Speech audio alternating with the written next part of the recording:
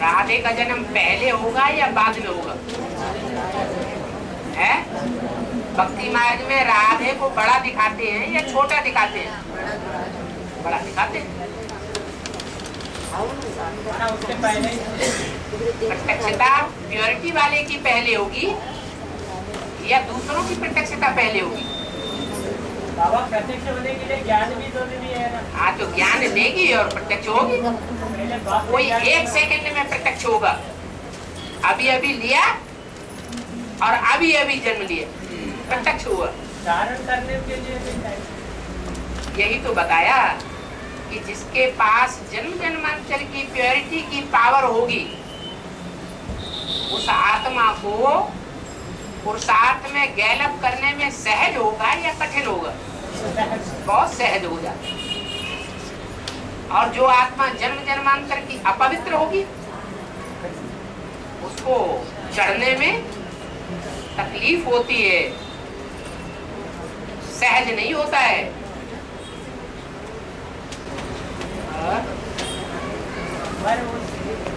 नारायण का तो ever pure बाप ने लोन लिया है। एवर प्योर बाप ने लोन लिया है।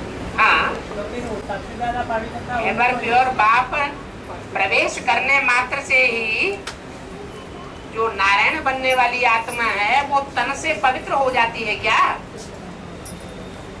संग का रंग तो है ना? तन का संग का रंग है या सिर्फ बुद्धि का संग का रंग है?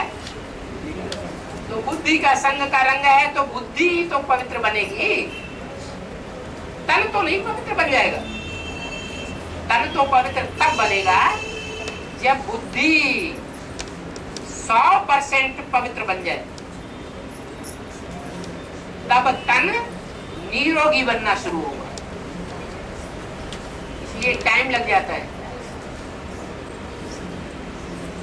बाबा नारायण मतलब आयन माना घर बोला, माना सारे शरीर को नहीं कह रहे, सिर्फ बुद्धि के लिए कह रहे क्या?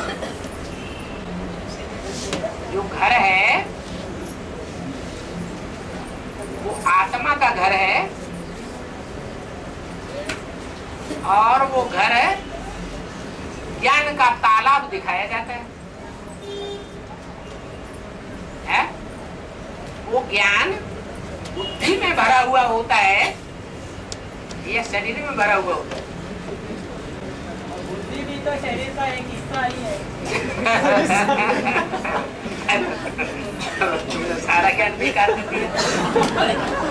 आत्मा की बात, आत्मा शरीर का अंग है। मैंने जैसे कहा गया, जैसे कार में ड्राइवर जरूरी है, ऐसा ही शरीर को चलाने वाला आत्मा है। हाँ आगे। तो फिर हाँ आत्मा भी क्या शरीर में कोई कर्म नहीं करेगी ना? आत्मा शरीर के बगैर कोई कर्म नहीं करेगी, ये पक्की बात है। लेकिन मन बुद्धि को आत्मा कहा जाता है। जो मन बुद्धि रूपी आत्मा है वो कहाँ निवास करती है? ज्ञान जल में निवास करती है। शरीर को ज्ञान नहीं कहा जाता। शरीर तो जड़ तत्वों का पुतला है। शरीर में ज्ञान नहीं होता है। ज्ञान काहे में होता है? आत्मा में ज्ञान।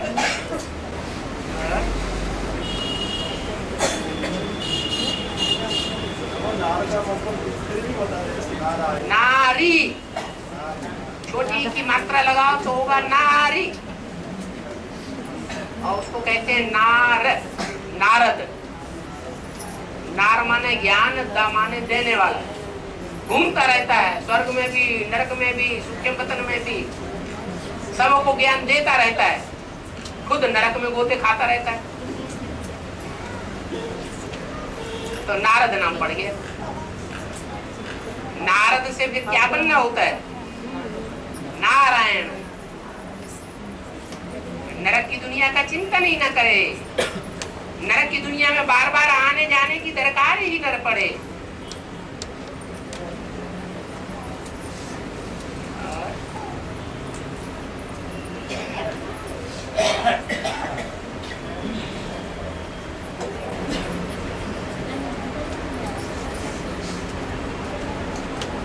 बाबा पंकज बालादर्शन कहते हैं सिर्फ अपने पर्सनल के लिए है या यज्ञ के हिसाब से भी सोचना पड़ेगा? यज्ञ में जो सेवा कोई अपने लिए कम खर्च वाला नसीब बने, अपने लिए तो बना, लेकिन जिस संस्था के लिए जिम्मेवारी सौंपी गई उसमें तो जरूर होना चाहिए। या जिस सोसाइटी के लिए जिम्मेवारी सौंपी गई उसके लिए ध्यान न दे, खूब खर्च करे, पैसा आ रहा है खूब खर्च करे, उसे स्वार्थी कहेंगे या परमार्थी कहेंगे? स्वार्थी कहेंगे बाबा। फिर इसलिए सच्चा तो वो है जो अपने लिए भी कम खर्च वाला नसीब बने संस्था की और साथ में परिवार के लिए भी कम खर्च वाला नसीब बने। अब यहाँ तो लक्ष्य है वसुधैव कुटुंबकम, सारी दुनिया को हमारा परिवार बनना है। तो विश्व की कोई भी आत्मा हो, वो अगर पूछे कि ऐसी स्थिति में हम क्या करें, बहुत खर्च कर दें या थोड़ा खर्च करें, थोड़ा खर्च तो थोड़ा खर्च करने के लिए बताना ये है सच्ची सद्भावना। ऐसी नहीं अरे इसके पास तो बहुत है खूब खर्च करे, तो फिर आगे आने वाले को क्या देंगे? है हाँ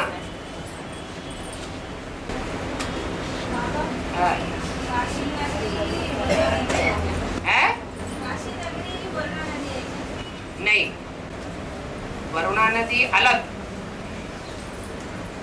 गहरी नदी है, चौड़ाई ज्यादा नहीं है, और गंगा नदी तो बहुत चौड़ी भी बनती है, उतनी गहरी नहीं बनती। और वरुणा नदी काशी में ही है, जो आकर के काशी में गंगा में मिलती है, और गंगा नदी तो बद्रीनाथ गंगोत्री कहाँ से पहाड़ों से बहती हुई हरिद्वार, ऋषिकेश, फरुखाबाद, कानपुर, इलाहाबाद, वाराणसी, पटना, कौन कौन से शहरों में बहती हुई आती है।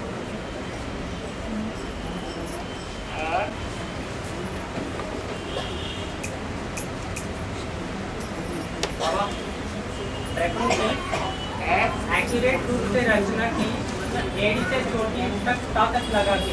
एक्यूरेट माने बिल्कुल ठीक, हाँ, एड़ी से चोटी तक गलती नहीं, हाँ।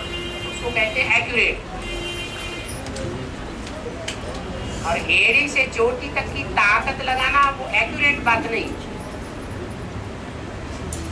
सारी शक्ति लगाना माने एड़ी से चोटी की ताकत लगाना।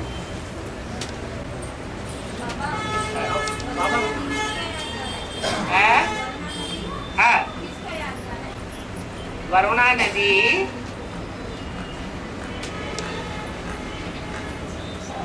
जो वरुण है देवता,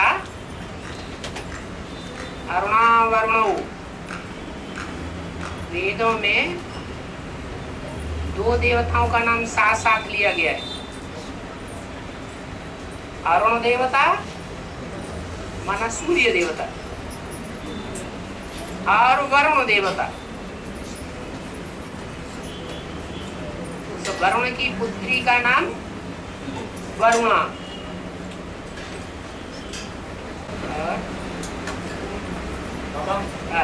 प्रकृति एक्यूरेट रूप से रचना की, तो फिर ये जगदम्बा या प्रवेश कर, मतलब प्रवेश करने वाले ज्यादा देवराज की बात में है, या जिन्होंने संगम में कृष्ण को भी जन्म दिया उनको कहेंगे प्रकृति, तीनों में से किसको कहना? प्रकृति जड़ होती है या चैतन्य होती है? चैतन्य प्रकृति के बारे में है तो चैतन्य कोई आत्मा, लेकिन जड़त्वमयी बुद्धि वाली होगी या चैतन्यमयी बुद्धि होगी? चैतन्य बुद्धि जो है उसमें चेतन शक्ति ज्यादा होगी या कम होगी? हमारा भूत प्रेत कम समझता है।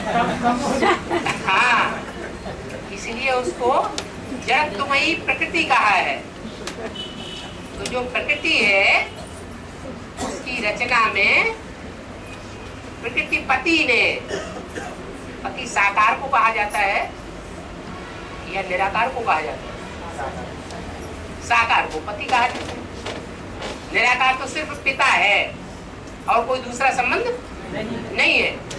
तो जो प्रकृति पति ने प्रकृति की रचना की है, वो एड़ी से लेकर के चोटी तक की जितनी भी पावर है, इतनी पावर और किसी में नहीं भरी, कोई आत्मा में नहीं भरी, जितनी प्रकृति में पावर भरी। इसलिए बहुत पावरफुल हो जाती है।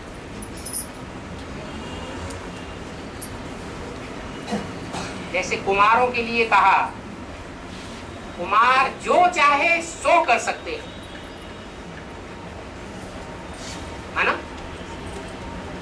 सारी दुनिया का विनाश करना चाहे तो वो भी कर सकते हैं।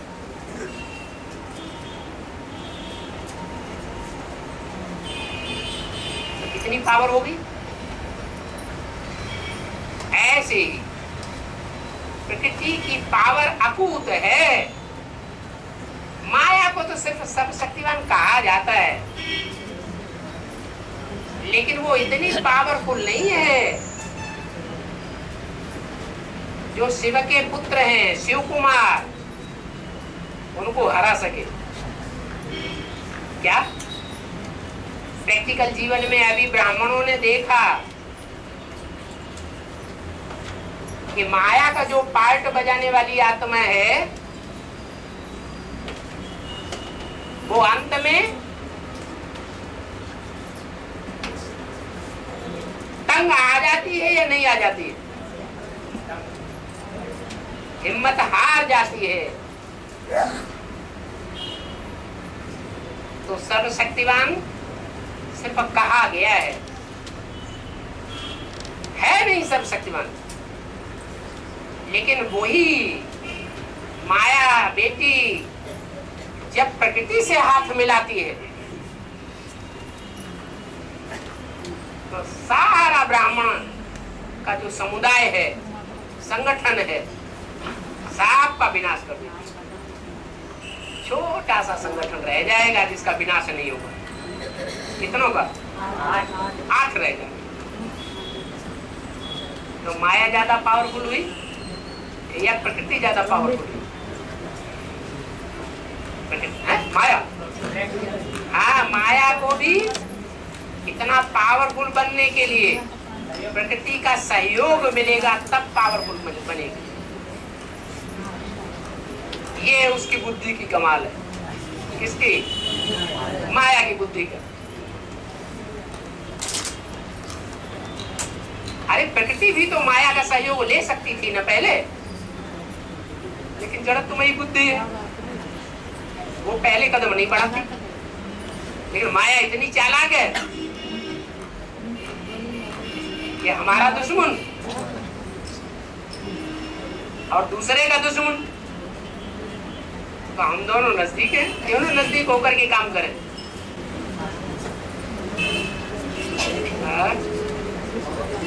जैसा वैसा मन, जैसा सोचता वैसा मन, ये हो सकती है। जैसा वैसा मन। हाँ जी। जैसा सोचता वैसा मन। हाँ। हाथ जब तक शुद्ध नहीं मिलेगा तो तब तक संस्कार तो कठिन है। आत्मा तो शुद्ध होगी। हाँ। संस्कार के हिसाब से मन बनता है या आहार के हिसाब से मन बनता है? जैसा अन्न वैसा मन। मन में जो संकल्प चलेंगे, अगर मांस खाते रहेंगे, जानवरों का खून पीते रहेंगे, तो खून रग रग में समाएगा या नहीं समाएगा? तो संकल्पों का खून शुद्ध बनेगा, हिंसक बनेगा या अहिंसक बनेगा?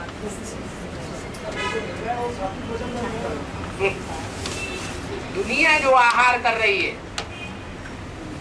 वो खेती में से पैदा हुआ आहार ज्यादा कर रही है या जानवरों से मिला हुआ आहार ज्यादा कर रही है? कितनी मछलियों का भंडार पकड़ा जाता है विदेशों में और देश में भी। वो मछलियों का खाना अगर बंद कर दिया जाए तो दुनिया भूख मर जाएगी। अभी अन्न का भंडार दुनिया में बहुत थोड़ा रह गया है। तो अन्न से मन बनता है, वो है स्थूल खून, और ये है संकल्पों का खून।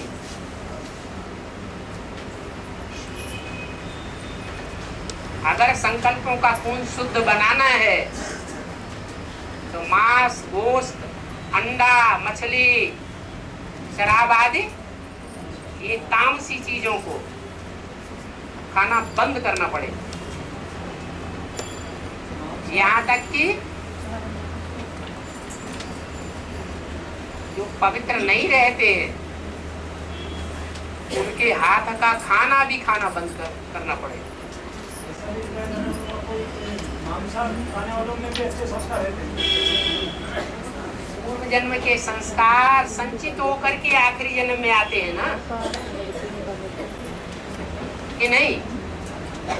तो पूर्व जन्म में मांस नहीं खाया होगा, अशुद्ध अन्न नहीं खाया होगा। इस जन्म में ऐसा हिसाब किताब बन गया कि ऐसे माँ बाप के यहाँ जन्म लिया कि मांस, गोश्त, अंडा, मछली, शराब खा रहे हैं। पूर्व जन्म का हिसाब किताब भी तो काम करता है।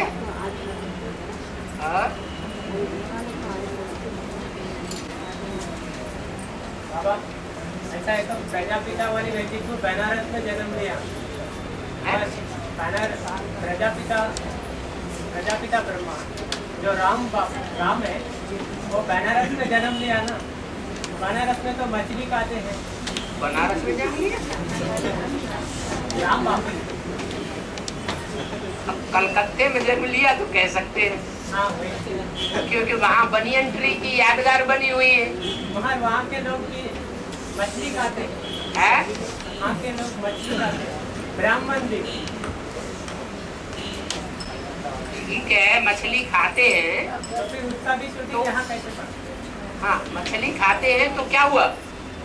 वो तो मांस है ना बाबा। हाँ हाँ, तो फिर अभी बताया गया पिछले जन्मों का संस्कार होने के द्वारा वो ऐसा माँ बाप के घर में जन्म लेते हैं। हाँ, तो फिर वो राम को इस शूटिंग पीरियड में हाँ, कैसे पढ़ा है? क्या कैसे पढ़ा? हाँ मतलब वहाँ कलकत्ता में जन्म लिया और मछली खाना पड़ा। तो आगे बताया गया है ना ऐसा संस्कार होगा इसलिए उसका ऐसे माँ बाप के गुजरे जन्म। ऐसे यहाँ बहुत से ब्राह्मण हैं जो ज्ञान में आने से पहले मांस मछली खाते थे, राम तो अब ज्ञान में आने के बाद नहीं खाते। हाँ, और हाँ बड़ा ये शूटिंग पीरियड में कैसे पढ़ता है? क्या शूटिंग पीरियड? शूटिंग पीरियड में हाँ, ऐसे घर में जन्म लेने के लिए हाँ। संस्कार। शूटिंग पीरियड में कौन सा जन्म? 2 जन्म है ना प्रजापिता के। हाँ, कौन से जन्म की बात कर रहे हैं? कलयुग के अंत में जन्म, कलयुग के अंत में जो पहले जन्म की बात कर रहे हैं या दूसरे जन्म की बात कर रहे हैं? जो उनकी पहचान सेवक राम से बनती है। हाँ, उस जन्म की बात। सेवक राम का जो जन्म हुआ कलकत्ते में, वो अंतिम जन्म 84वां जन्म है। 84वां जन्म सबसे पतित भ्रष्ट होना चाहिए या श्रेष्ठ होना चाहिए? तो मांस मछली खाने वाला है तो क्या हो हुआ? और जितने बना तो शिव प्रवेश करने के साथ में होगा। बिल्कुल। और बाबा हाँ, मीराबाई रानी का विष किया, ये महाकाली के लिए कहेंगे या वैष्णवी देवी के लिए कहेंगे?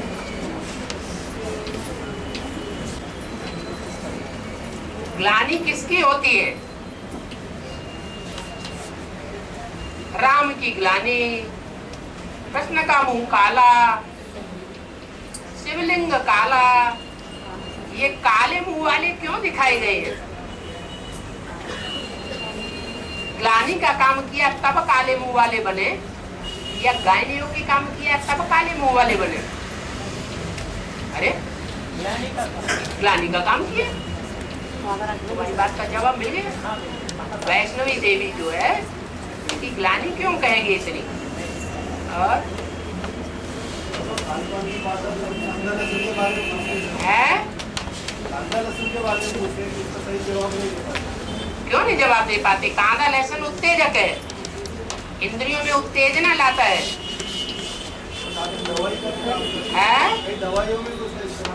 हाँ, दवाई की बात अलग, दवाइयों के रूप में पता नहीं कैप्सूल में क्या क्या डाला जाता है। रोग खत्म हो जाए उसे खत्म। एलोपैथी की बात छोड़ो, जो होम्योपैथी है उसमें तो कीड़े मकोड़ों का लवादा निकाल के डाला जाता है पेट का। मकड़ी के पेट में जो भरा हुआ होता है उससे दवाइयां बनती, वो तो बात ही खत्म कर दो।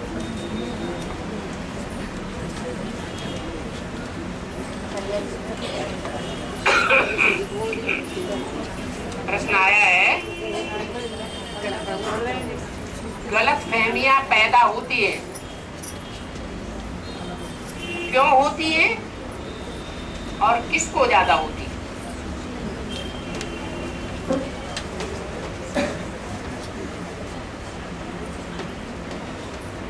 गलत फहमियां पैदा होने का मूल कारण है संवादहीनता की कमी। दिल खोल के एक दूसरे से बात नहीं करना चाहते। तो गलत फहमी पैदा होगी। ये तो हुआ क्यों का सवाल। जैसे रुद्रमाला के मणकों के लिए बोला, मजबूरी से मिले हुए हैं। रुद्रमाला के मणके मजबूरी से इकट्ठे होकर बैठते हैं। आपस में मोहब्बत नहीं है। बाबा मोहब्बत भी एक विकार है। मोहब्बत विकार है, माने ईश्वरीय फैमिली का जो मोहब्बत है वो विकार है।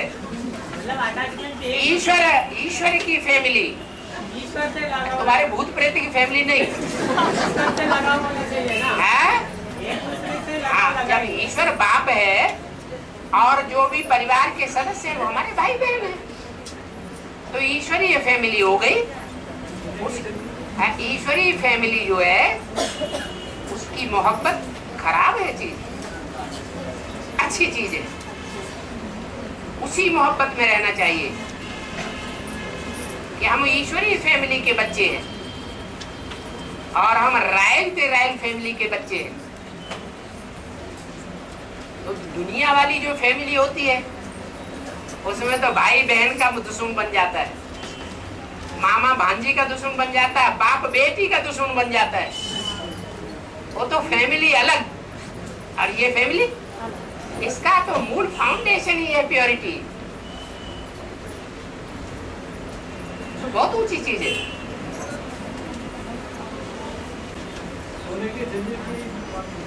कोई सोने की जंजीर जो बंधन डालती है उसे कहते हैं जंजीर। और बंधन रावण डालता है या राम डालता है, वो चाहे ब्राह्मण परिवार में हो, कोई भी प्रकार का बंधन डालना। हमारी बात मानो, हम इंचार्ज हैं।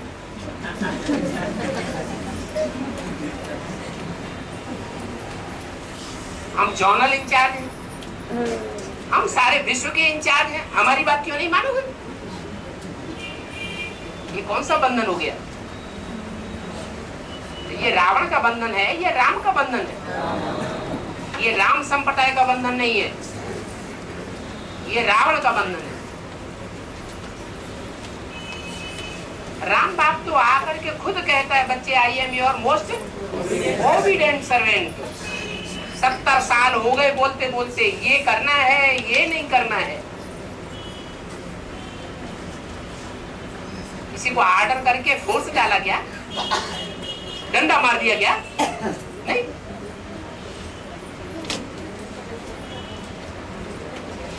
प्यार से चलाया, तब जब उसका नाम पड़ता है ईश्वर,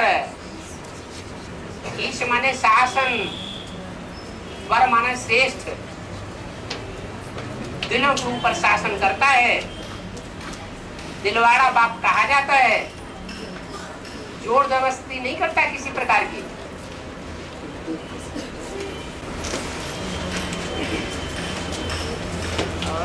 बाबा जय जवान जय किसान होते हैं ना, आपने अभी किसान का बेहद का किसान का बारे में बोला ना, कुमार बेहद का किसान बोला ना, और जवान जो भी ज्ञान में चलने वाले उमंग उत्साह वाले हैं, जिनका उमंग उत्साह कभी फीका नहीं पड़ता और युद्ध भूमि में सदा खड़े रहते हैं। क्या भागने वाले नहीं है। ऐसी रूहानी मिलिट्री यहाँ ब्राह्मणों में भी बनना है या नहीं बनना है? और उसका मार्शल होगा शंकर। जब मार्शल ला लगेगा तो उस समय सब ठीक हो जाएगा।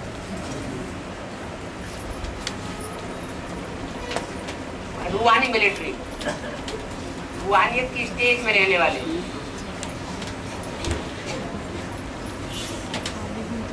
वो है किसान। मिलिट्री को तो पेमेंट मिलता है, किसानों को पेमेंट नहीं मिलता है। ज्यादा से ज्यादा मेहनत करते हैं तो भी कोई जरूरी नहीं है कि उनका बैंक बैलेंस बन जाए। किसानों को घाटा ही घाटा जा रहा है। मिलिट्री वालों को घाटे की कोई बात नहीं, लौकिक जीवन में भी घाटा नहीं होना है और 21 जन्म के लिए भी घाटा नहीं होना है। तो कुमारों को भी रूहानी मिलिट्री बनना चाहिए या किसान ही बनना चाहिए? है? रूहानी मिलिट्री बनना अच्छा है। बाबा अभी कहा गया है जब मार्शल लॉ लगती है तो सब ठीक हो जाएंगे। बिल्कुल। और अंत में 8 ही 5 भी ताने बनते हैं, बोलते हैं सभी बनना चाहिए ना 5 ही ताने। सब कैसे बनेंगे? अभी कहा ना मार्शल लॉ लगता है तो ऑर्डिनेंस निकाले जाते हैं कि नहीं? निकाले जाते हैं। निकाले जाते हैं। ऑर्डिनेंस में चलेगा तो ठीक, नहीं चलेगा तो क्या होगा? है? तो ठा, और ठा होने का मतलब है बेहद में अनिश्चय बुद्धि।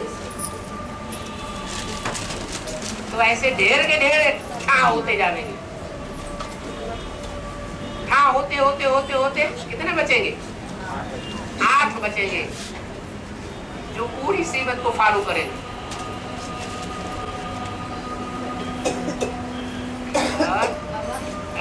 हैदराबाद में एक किसान गुट्टा का एक गांव है। हैदराबाद में एक किसान गुट्टा एक गांव है। किसान गुट्टा। ईसर गुट्टा। ईसर गुट्टा। है? ईसर गुट्टा। ईसर गुट्टा। ईसर गुट्टा। ईसर। केसर गुट्टा। वहाँ बड़ा शिवलिंग का मंदिर है बाबा। है? वहाँ बड़ा शिवलिंग का मंदिर है। है? वहाँ बांध में जहाँ तक बिखरा हुआ है शिवलिंग पूरा। है? जहाँ वहाँ शिवलिंग का बिखरा हुआ है पूरा। बिखरा हुआ है? हाँ, पूरा शालिग्राम के रूप में है? शालिग्रामों के रूप में बहुत सारे बिखरा हुआ शिवलिंग। पहाड़ पर है। ईसर गुट्टा पहाड़। केसर गुट्टा पहाड़ का नाम है और शिवलिंग है। शिवलिंग है जो वो शिवलिंग है ऐसे ऐसे ऐसे ऐसे चारों तरफ बिखरा हुआ है। हाँ, कहा कि ये केसर कहा जाता है एक ऐसी कीमती चीज है जो दवाइयों में बहुत काम आती है और बहुत पावरफुल भी है। अगर कोई केसर दूध में मिला मिला के खाता रहे तो ताकत, दिमाग को भी ताकत अच्छी देगी और शरीर को भी अच्छी ताकत देगी। पहाड़ों पर पैदा होती है तो वो पहाड़ का नाम है केसर गुट्टा। क्या? केसर का पहाड़। उस केसर के पहाड़ की विशेषता है कि जो भी शालिग्राम है वो किससे जुड़े हुए हैं? शिवलिंग से जुड़े हुए। तो अच्छी बात है, खराब बात थोड़ी है। यज्ञ के आदि में तो सिंध हैदराबाद था और अभी अंत में दक्षिण हैदराबाद है। वो सिंध हैदराबाद में विशेष कार्य तो हुआ, लेकिन बागंती होना पड़ा। क्या? और यहाँ तो ऐसा कार्य होना चाहिए जो चारों तरफ केसर की तरह खुशबू फैले। जैसे उसको कहते हैं माउंट आबू। क्या? बदबू का पहाड़। और ये है केसर गुट्टा। केसर गुट्टा माने खुशबू ही खुशबू चारों तरफ दुनिया में फैल जाए। ऐसा संगठन होना चाहिए। और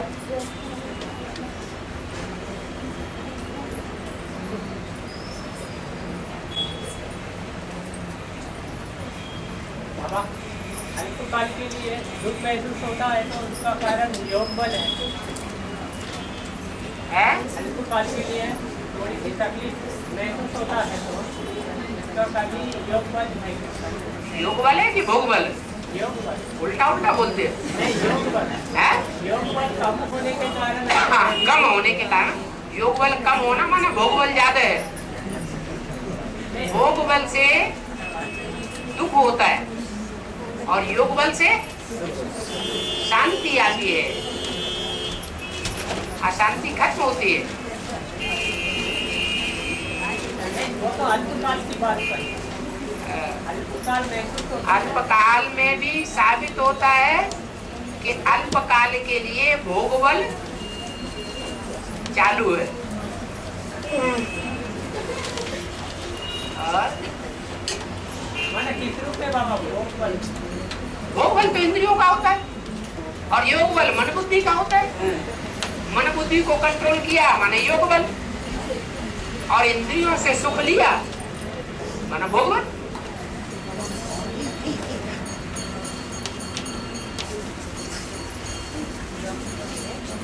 चलो